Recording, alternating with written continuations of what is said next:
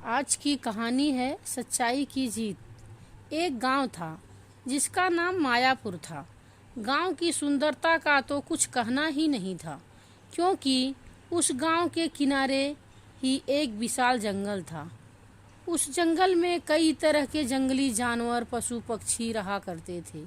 एक दिन की बात है, एक लकड़हारा लकड़ियों को लेकर जंगल के रास्ते से अपने गांव की ओर जा रहा था।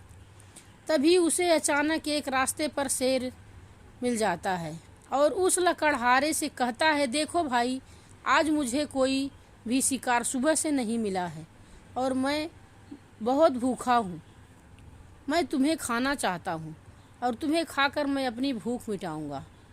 तभी लकड़हारा घबरा कर कहता है, ठीक है, अगर मुझे खाने से तुम्हारी भूख मिट सकती है तो तुम्हारी जान बच सकती है, तो मुझे ये मंजूर है।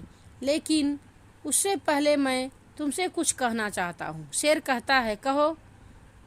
तुम तो भैया अकेले हो और तुम्हारे पर किसी की जिम्मेदारी भी नहीं है, परंतु मेरे घर पर बच्चे बीबी भूखे से व्याकुल हो रहे हैं।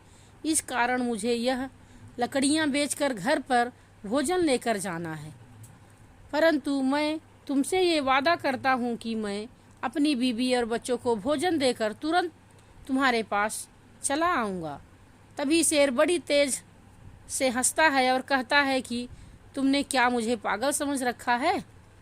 तुम्हें मेरा शिकार बनना ही पड़ेगा। तभी लकड़हारा रोता और कहता है, कृपया मुझे जाने दो, मैं अपना वादा नहीं तोड़ूंगा। शेर को उस पर दया आ जाती है और कहता है कि तुम्हें सूर्य डूबने से पहले ही आना होगा।